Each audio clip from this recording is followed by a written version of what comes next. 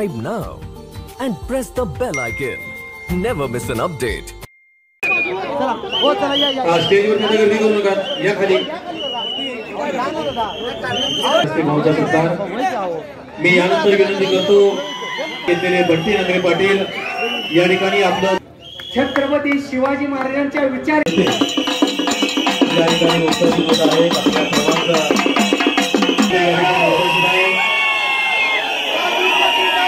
आपल्या सर्वांचा लोकसभा मतदारसंघाचे लाडके उमेदवार सन्माननीय राजू शेट्टी साहेब यांचं वक्तव्य आगमन होते. प्रार जनशक्ती पक्षाचे अध्यक्ष सन्माननीय बच्चूभाऊ कुळू आपण या ठिकाणी शिलानगरीमध्ये सभेसाठी व्यासपीठावरती उपस्थित असलेले हातकणंगले लोकसभा मतदारसंघाचे उमेदवार पद्धतीनं आज बच्चूभाऊ आणि राजू शेट्टी एका व्यासपीठावरती आले. त्याच पद्धतीनं महाराष्ट्रातील कधी व्हावे एकरूप हा शाप चळवळीला असो भावानो. लोकसभेची निवडणूक अवघ्या 3-4 दिवसावरती आलेल्या आहे. राजू शेट्टींच्या भोवती एक असा चक्रव्यूह उभा केला जातोय. या लोकसभेच्या निवडणुकीमध्ये चौथ्यांदा मी मैदानामध्ये उतरले. मागच्या वेळी थोडा बेसावत होतो. बरोबरच्या काही मंडळीने पायात पाय घातला आणि त्याच्यामध्ये नुकसान आपलं झालं. परंतु यावेळी असते कुठलीही चूक करायची नाही म्हणून तुमच्या सगळ्यांच्या आग्रहाखातर सगळ्यांच्या मागणीवर कुणाशी आघाडी न करता स्वतंत्रपणानं ही निवडणूक लढवण्याचा निर्णय घेतलेला. 2 दिवसात आता प्रचार संपणार आहे आणि जवळपास देशभरातले सगळे एकापेक्षा एक दिग्गज नेते इथे येऊन गेलेले आहेत. देशाचे पंतप्रधान आले. आज केंद्रीय मंत्रिमंडळातले ज्येष्ठ नेते ज्येष्ठ मंत्री नितीन गडकरी कोल्हापूर जिल्ह्यामध्ये आहेत. काल गृहमंत्री अमित शहा होते. राज्याचे मुख्यमंत्री तर सांगली कोल्हापूरलाच असल्यासारखं राहायला असल्यासारखं सतत इथंच असतात. राज्याचे दोन्ही उपमुख्यमंत्री इथंच आहेत. उद्धव ठाकरे येऊन गेले, शरद पवार येऊन गेले, आदित्य ठाकरे येऊन गेले आणि कोण राहिलेले आहे काय? हा, उत्तर प्रदेशचे मुख्यमंत्री योगी आदित्यनाथ येऊन गेले आणि गोविंद आघाडी आला, नाचत आला, नाचत गेला. आता वय झालं. त्या सगळ्याला एकटा पट्ट्या भाग्या एवढं तुम्हाला मी सांगतो.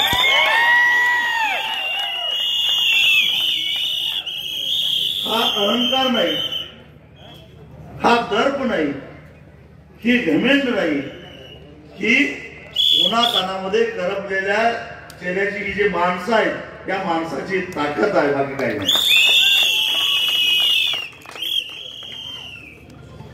आजकाल सभेला सुद्धा माणसं भाड्यानं आणावी लागतात. भाडं ठरलेलं असतंय वेगळंच, मिळतंय वेगळंच आणि मग प्रत्येक सभेनंतर मग भांडणं सुरू होतं. त्याच्याही कल्पना बाहेर आलेली आहे. इथं मात्र चित्र वेगळं आहे. तिथं पैसे देऊन माणसं आणावी लागतात. इथं माणसं येतात आणि मला पैसे का देऊन देत नाही म्हणून भांडायला लागतात. भांडणं इथे होतं. मग पहिले मला पैसे द्यायचे आणि तुम्ही अडवणार कोण म्हणून भांडणारी माणसं इथं.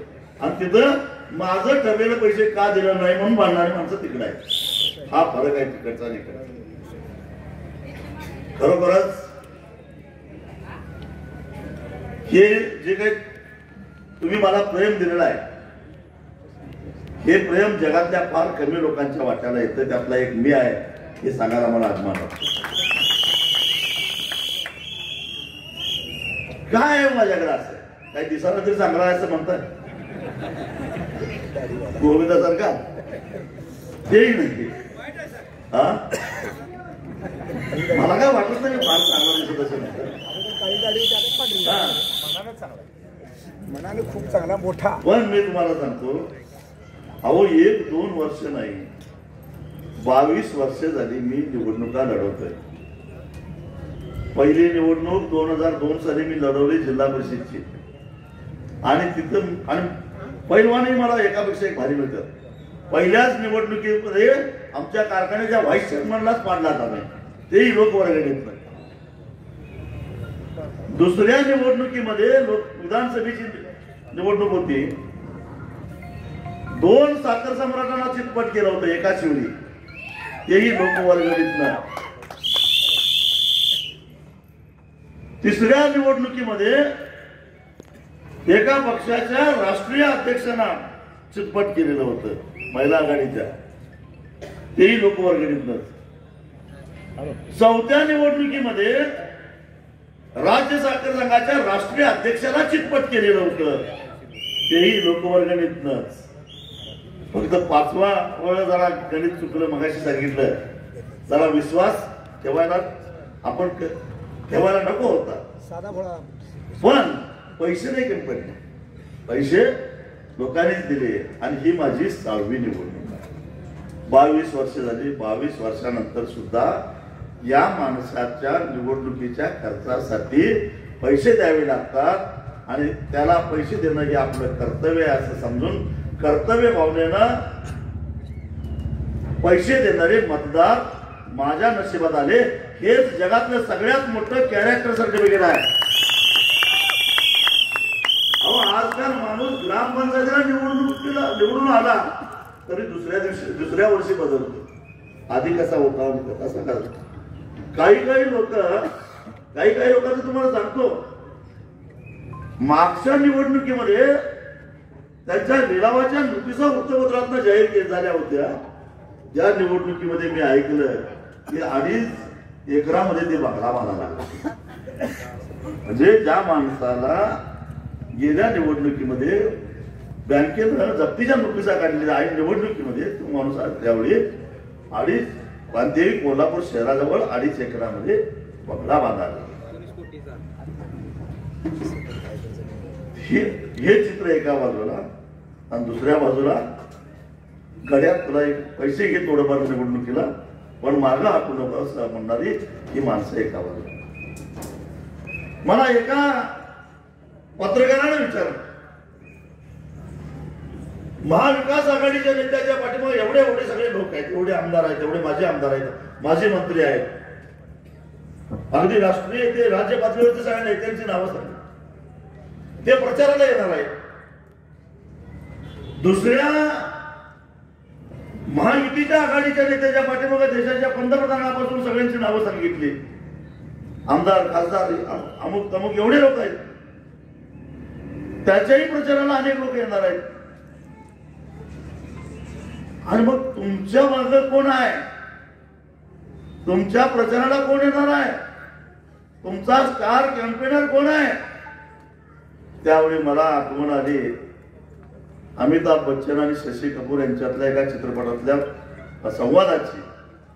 अमिताभ बच्चन म्हणतो, मेरे पास बंगला है, गाड़ी है, पैसा है, तेरे पास क्या है? और शशी कपूर म्हणतोय, मेरे पास माँ है. तसं तुमच्याकडे पंतप्रधान असतील, मुख्यमंत्री असतील, उपमुख्यमंत्री असतील, आमदार असतील, खासदार असतील, माजी मंत्री असतील, सगळे असतील, पण माझ्याकडे ही सामान्य जनता आहे, ही मात्र तुमच्याकडे नाही आहे. ही तुमच्याकडे नाही आहे, म्हणून तुम्हाला मोठ्या सभा घेता येत नाहीत, आणि घेतल्या तर भाड्यानं माणसं आणावी लागतात. इथंच या लोकांचा नैतिक पराभव झालेला आहे. लक्षात ठेवा. मी काल परवा बसणं म्हणजे बघा, पोलिसांचं गंमतच आहे. आपण रस्त्यावरून चाललो तर आपल्या गाड्या अडवतात का नाही, डिकी खोलून बघतात का नाही, पैसे आहेत का काय, सगळं तपासून. तरी सुद्धा सांगली कोल्हापूर जिल्ह्यामध्ये किमान 100 कोटी या 2-3 दिवसामध्ये आलेले आहेत. पण ते कसं आलं? पोलिसांचा तिसरा डोळा कुठे गेला होता? काही तिसरा डोळा फक्त सामान्य माणसापुरताच. आणि माझ्याकडे माहिती येते, आमच्याकडे एवढी लिस्ट आणि दर किती आहे तेही माहिती येते. आणि दुसऱ्या बाजूला मग पोलीस काय करते, उगाच त्याचा रस्त्यावर उभा राहिले पोलीस. म्हणजे हा सगळा देखावा आहे. अजून 2-3 दिवसामध्ये प्रचंड पाऊस पडणार आहे पैशाचा. पण मी तुम्हाला एकच सल्ला देईन, आपण सगळे छत्रपती शिवाजी महाराजांचे वारसदार आहोत. शिवाजी महाराजांनी आपल्याला सुरत लुटायला शिकवलेली आहे. सुरतेचा खजिना महाराजांनी कशासाठी वापरला? स्वराज्यासाठी वापरला. आणि सुरत का लुटली महाराजांनी? बाकी कुठलं काय लुटलं का? कारण सुरत हा लुटीचा अड्डा होता. सुरत हा लुटीचा अड्डा होता. परकीयांनी येऊन इथं व्यापार करून इथल्या लोकांची लूट करून लुटीचा अड्डा बनवलेला होता. आणि तो अड्डा लुटून स्वराज्यासाठी धन उभा करणं किंवा स्वराज्य उभा करणं हे काही चुकीचं नाही, असं शिवाजी महाराजांची विचारधारा होती. माझा सल्ला तुम्हाला एवढाच आहे, सुरतेचा खजिना लुटा, पण मानेल तसा लुटा, पण त्या खजिन्याची इमान राखायची गरज नाही. त्या खजिन्याची इमान राखायची गरज नाही. इमान कशाची राखायची? गावावर कष्ट करताना जो घाम गाळता त्या घामाची इमान राखा, एवढंच माझं तुम्हाला सांगणं आहे. याने तुमचे ऊसाचे पैसे बुडवलेले आहेत, याने तुमच्या दुधाचा ब्याज मारलेला आहे, याने तुमच्या ऊसाचा काटा मारलेला आहे, याने तुमच्या ऊसाची रिकव्हरी चोरलेली आहे, याने रस्त्यात पैसे काढलेले आहेत, याने बदल्यात पैसे काढलेले आहेत, याने सगळ्या गोष्टीमध्ये पैसे काढलेले आहेत. आणि म्हणून यांना एवढ्या पैशाची मस्ती येत असेल तर त्या पैशाची मस्ती कशी उतरवायची हे सामान्य माणसाला चांगलं कळतं. त्यामुळं मला अजिबात चिंता वाटत नाही. पैसे वाटत असताना मी अडवायला जाणार नाही. माझ्याकडे यंत्रणा आहे, मला एवढी माहिती कळते कुठल्या माणसाकडे किती पैसे आहेत याची सुद्धा लिस्ट दाखवू काय तुम्हाला? ती सुद्धा लिस्ट माझ्याकडे आहे. मी अडवणार नाही. का अडवणार नाही? जे माझ्या नशिबात नाही ते लोकांच्या नशिबात असेल तर जाऊन दे की. नाहीतरी लूट सुरतेची आहे, मग कशाला चिंता करायची? हे तुम्ही कितीही लुटा, कितीही मुदळा, काही करा, निवडून मीच येणार आहे, एवढं लक्षात. मागणं तुम्हाला गप्पत बघायला होणार, मागणं हिशेब बघत करणार आहे. एवढे दिले तुमच्या बूथवर मत किती पडली, मग ती वाटणारी काय म्हणणार? लोक लई मेंढी आहेत हो, घेतली कर दिलीच नाही, त्याला काय करणार? त्याला विचारा बघा, वाटलं गेलं विचार, त्याला शेजारचं नाव घेणार आणि म्हणून वाटलं. अहो मी एकटा नाही वाटलो, 2-3 वाटायला गेलो. मग काय त्यांच्याकडनं परत मागायला जाऊ? परत मागायला जावं तर सामान्य विधानसभेच्या निवडणूक आहेत, मग पायतान घेऊनच उभा राहते. त्यामुळे तुम्हाला काही चिंता करायची गरज नाही. मला अजून कधी कधी असं वाटतंय मी काय अफगाणिस्तानात आलोय अतिरेकी म्हणून, का पाकिस्तानात आलोय, काय आणखीन कुठं आलोय, काही कळीना झालंय. कारण मी या भागामध्ये आलो माझ्या पार्टीवर 3-4 माणसं सोडलेली असतातच. का तुम्ही कुठं जातोय, कुणाला भेटतोय, कुणा काय काय चर्चा करतोय. मी एकट्याला म्हटलं, गड्या त्या लोकांना उन्हातानात फिरवू नका मोटरसायकलीवरनं.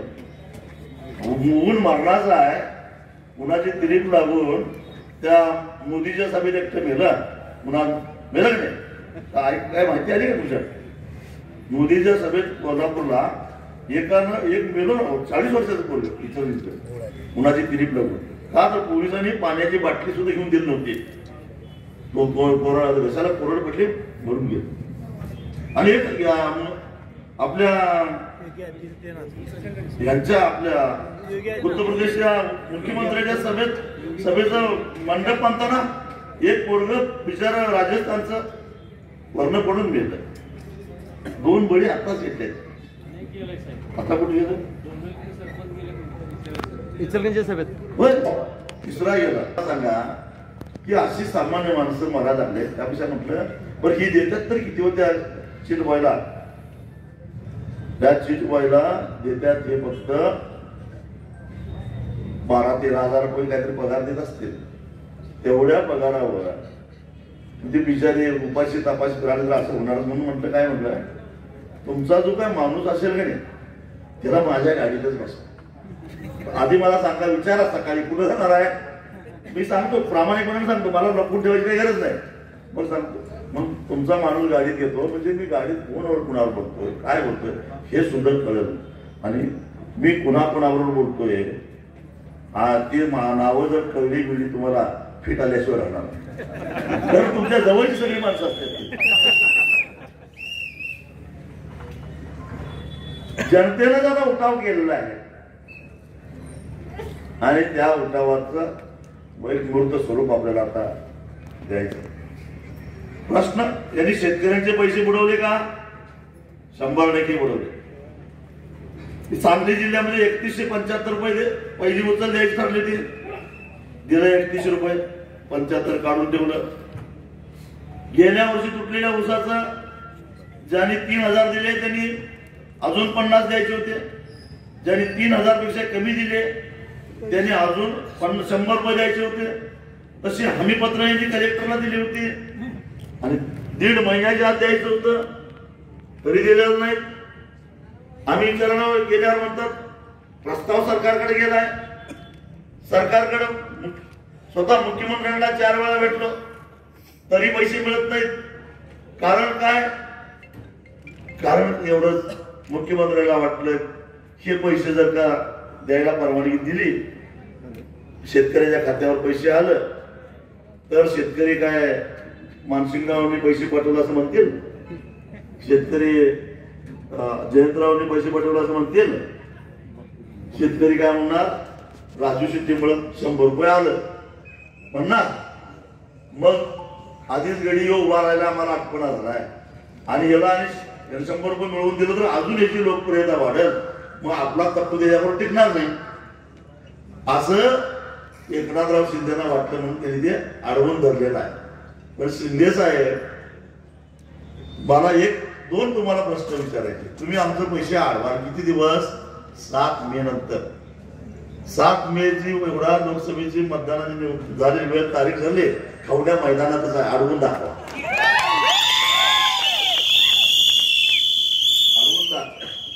हे पैसे वसूल केल्याशिवाय कुणालाही सोडणार नाही. कारखानदाराच्या बापाला सोडणार नाही.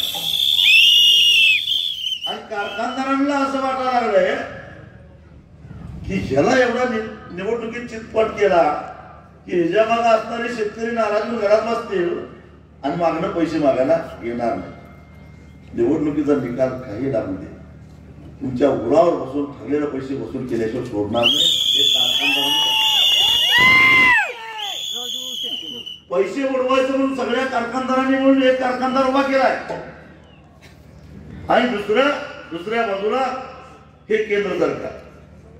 कधीच 10 वर्षामध्ये शेतकऱ्याचं यांनी कल्याण केलं नाही. वाटोळच केलं. 10 वर्षामध्ये शेतकऱ्याचा उत्पादन खर्च किती वाढला बघा आणि त्या पट्टीमध्ये शेतकऱ्याला मिळणारी किंमत किती वाढली बघा. अतिशय व्यस्त प्रमाण आहे. त्यामुळं आज शेतकऱ्याला आर्थिक चणचण बसायला लागलेली आहे. फक्त शेतकरीच काय सगळेच समाधानी असमाधानी आहेत. व्यापाऱ्यांना विचारा ते किती हैराण झालेले आहेत. त्यांना जीएसटीच्या भानगडीत इतकं अडकून ठेवलंय जो तो सीएच्या दारातच दिसतो मला व्यापारी. कुठं चाललंय सीएकडे चाललोय असं व्यापारी म्हणतो. त्यांना पूर्ण त्यात अडकून टाकलेला आहे. आधी काय सांगितलं, 1 नेशन 1 टॅक्स असं म्हणायचं, आणि आता त्या ह्याच्यामध्ये जंजाळामध्ये अडकून टाकलेलं आहे, कुणी समाधानी नाही. बेरोजगारी मगाशी बच्चू भाऊंनी सांगितलं. आज माणूस अस्वस्थ का आहे? कारण इतिहासामध्ये सर्वाधिक बेरोजगारी म्हणजे स्वातंत्र्य मिळून 75 वर्ष झाली, सर्वाधिक बेरोजगारी या काळामध्ये आहे. बेरोजगारी निर्माण व्हायचं कारण काय आहे? कारण एकच, रोजगार निर्माण करणारी 3 क्षेत्र आहेत. एक शेती, दुसरं वस्त्रोद्योग आणि तिसरं सूक्ष्म लघु आणि मध्यम उद्योग. या तिन्ही क्षेत्रामध्ये मोठ्या प्रमाणामध्ये रोजगार निर्मिती होते. या सरकारनं तिकडे लक्ष दिलं नाही. यांनी लाड केले अदानी आणि अंबानी सारख्या मोठ्या उद्योगपतींचं. ते अब्जावधी रुपयाची गुंतवणूक असणाऱ्या कारखान्यामध्ये कुठेतरी 200-400 कामगार फक्त काम करतात. सगळं ऑटोमायझेशन. तिथं रिकाम्या हाताला काम मिळत नाही, तर हात रिकामे होतात. आणि लघु उद्योग, सूक्ष्म उद्योग इथं जास्त रिकाम्या हाताला काम मिळतं. लॉकडाऊन नंतर हे सगळे छोटे मोठे उद्योग बंद पडत चाललेले आहेत.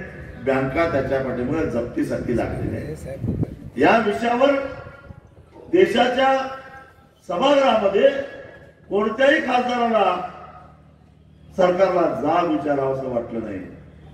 मोठ्या उद्योगपतींनी गेल्या 10 वर्षामध्ये 14,56,000 कोटीची कर्ज बुडवली. पण एखादा छोटा उद्योजक असेल, छोटा व्यापारी असेल, छोटा व्यावसायिक असेल, त्यानं 50,000 रुपयाचं कर्ज, 50 लाखाचं कर्ज काढलं असलं तर त्याच्याकडे 1 कोटीचं मॉर्गेज देऊन घेतलं जातं. ते कर्ज थकीत गेलं तर त्याचा सिबिल खराब झाला म्हणायचं, व्याज वाढवायचं, आणि व्याज वाढवता वाढवता ते अजून वाढतंय. वाढवलं की मग त्याचा लिलाव काढायचा, त्याचं घरदार रस्त्यावर आणायचं, आणि मोठे मात्र निवांत करत असतात. विद्यार्थ्यांना शिक्षणासाठी कर्ज मिळत नाही. आधी महिनाभर हेलपाटा घालायला लावायचं, आणि मग शेवटी त्याला सांगायचं की तुमचं कर्ज असुरक्षित आहे, तुमच्याकडे तारण ठेवायला काहीच नाही, म्हणून तुम्हाला बँक कर्ज देऊ शकत नाही. तोपर्यंत ऍडमिशनची वेळ एकदम जवळ आलेली असते. त्या बिचाराला काही सुचत नसतं. माझ्यासारख्यानं बँकेत फोन केला तर सांगायचं की असुरक्षित कर्जामुळं आम्ही देऊ शकत नाही, त्यांना तारण ठेवायला काही नाही. त्या मोठ्या उद्योगपतींच्याकडनं काय तारण घेतलं? मला वाटलं विद्यार्थी कर्ज बुडवत असावे. एकूण देशातल्या थकीत कर्जाची माहिती घेतली विद्यार्थ्यांची, फक्त 11,000 कोटी. अहो, एकट्या विजय मल्ल्यानं 10,000 कोटी बुडवले. म्हणजे साऱ्या देशातल्या विद्यार्थ्यांना मिळून जमलं नाही तेवढं एकट्या विजय मल्ल्यानं केलं, आणि देश सोडून पळून गेला. आणि तरी तो इंटरपोलला सापडत नाही. आणि आम्हाला मात्र क्रिकेटची मॅच असली की टीव्हीवर दिसतोय हात करत्याला. काय घेतलं त्या विजय मल्ल्याचं? साखर कारखानदारांनी कर्ज काढायची, बुडवायची, पुन्हा नवीन कर्ज काढण्यासाठी सरकारकडे जायचं, आणि मग सरकारने त्या कर्जाची हमी घ्यायची. गेल्याच महिन्यामध्ये 2,000 कोटीची नवीन कर्ज देण्यासाठी म्हणून बँकांना सरकारनं सांगितलं तुम्ही कर्ज द्या, त्या कर्जाला सरकार जबाबदार आहे, सरकार हमी घेत आहे. म्हणजे कारखान्याने कर्ज बुडवलं तर सरकार भरायला तयार आहे. मग विद्यार्थ्यांच्या शिक्षणाच्या कर्जाची जबाबदारी सरकार का नाही घेत? एका बाजूला लोकसभेमध्ये राईट टू एज्युकेशन, शिक्षणाच्या हमीचा कायदा आम्ही करतो, पण शिक्षणाची हमी घेत असताना ते शिक्षण त्या पोराला परवडणार आहे का, त्याच्या बापाला परवडणार आहे का, याचा हिशेब कधी केला? एखाद्या शेतकऱ्याचं, शेतमजुराचं, एखाद्या फेरीवाल्याचं, एखाद्या छोट्या दुकानदाराचं पोरगा चुनचुनीत असतंय, चांगलं मार्क पडतंय, आणि एखाद्या नामवंत कॉलेजमध्ये ऍडमिशनसाठी अर्ज करतंय, त्याचं सिलेक्शन होतंय, पण प्राचार्य म्हणतोय फी भरावी लागेल, आणि ती फी भरण्याची ऐपत नसते. त्यावेळी तो बँकेकडे जात असतो. त्याला जर कर्ज मिळालं तर ते कर्ज ते पोरग निश्चितच आपल्या नोकरीतून फेडलं असतं. कारण थकबाकी एकदम नगण्य आहे, पण तरी तुम्ही विद्यार्थ्यांना कर्ज देत नाही. एक आमदार, एक तरी खासदार लोकसभेमध्ये, विधानसभेमध्ये सरकारला विचारलं का?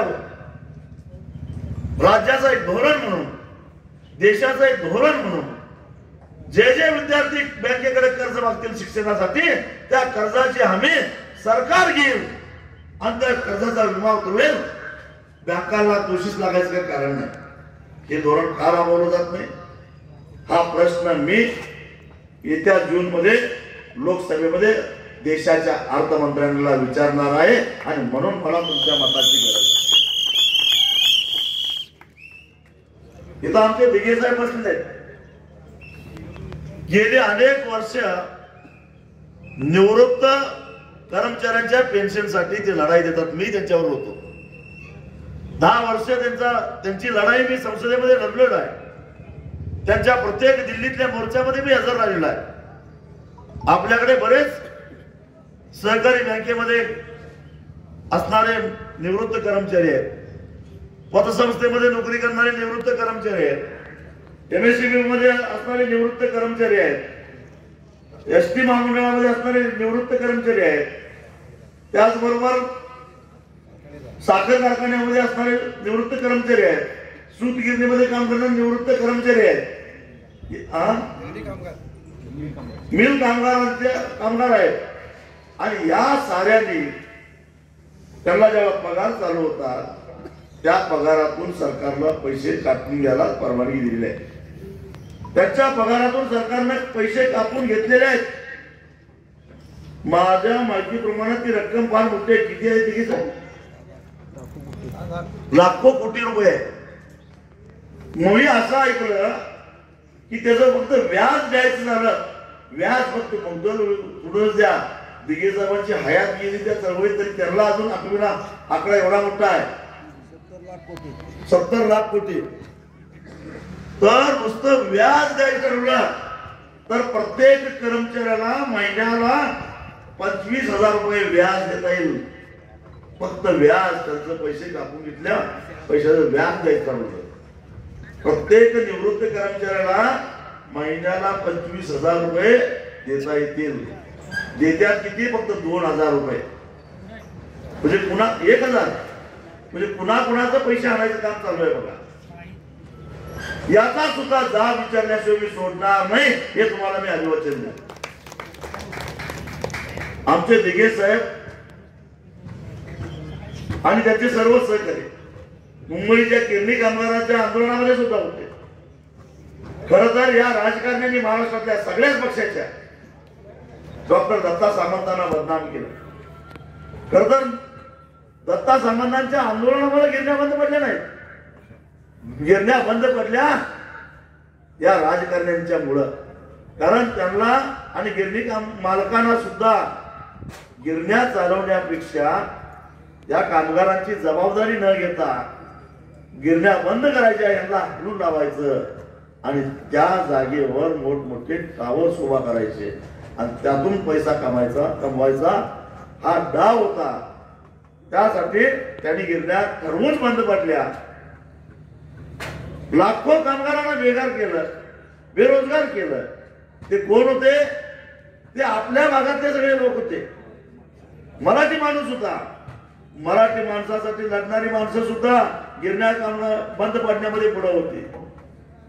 आज त्या गिरणी कामगारांना जर हक्काचं एक घर द्यायचं असेल तर त्या गिरणीमधले 5% जमीन सुद्धा द्यावी लागत नाही. पण 5% जमिनीवर त्या गिरणी कामगारांचं स्वतःच मुंबईतलं हक्काचं घर होऊ शकतं. पण ते घर देण्याची सुद्धा नियत त्यांची नाही. कारण तुम्हाला भी हमाराच आणि हमारा भी हमाराच ही वृत्ती या राजकारण्यांची आहे. या व्यवस्थेच्या विरोधामध्ये बच्चू सारखे, माझ्यासारखे लोक लढतायत, परंतु तुम्ही सुद्धा दुर्दैवाला साथ देत नाही, याचा आम्हाला वाईट वाटतं. आम्ही दोघं एकाच वेळी प्रकाशात आलो. 2004 साली बच्चू अचलपूर मधनं पहिल्यांदा आमदार झाले. आणि मी 2004 साली शिरोळमधनं आमदार झालो. 5 वर्ष आम्ही दोघं एकत्र काम केलं. 2009 नंतर मी लोकसभेत गेलो. बच्चू कडू सातत्यानं विधानसभेत राहील. त्यावेळेपासून आमची मैत्री आहे आणि त्या मैत्रीची बूज राखण्यासाठी म्हणून ते इथं आले. त्यांनाही महायुतीला झटका दिलेलाच आहे. त्यामुळे त्यांनी एक उमेदवार उभा केला लोकसभेला. स्वाभिमानीने त्यांना पाठिंबा दिला आणि मी उभा राहिलो म्हटल्यानंतर जरा बच्चू कडू इथं स्वतः एवढ्या लांबून प्रवास करत आले. पण लोकसभेला एवढंच आहे, पण विधानसभेला आम्ही दोघंही मिळून गंमत केल्याशिवाय सोडणार नाही. छोट्या मोठ्या पक्षांना सुद्धा आम्ही बरोबर घेऊ. अनेक प्रश्न आहेत. या शिराळा तालुक्याच्या वाकुर्ड्याच्या पाण्याच्या योजनेवरनं अनेकांनी राजकारण केलं. मी शिराळा तालुक्यातल्या उत्तर भागातल्या शेतकऱ्यांना मी अभिवादन देतो. आपण एक लोकलढा उभा करून या जे काही आता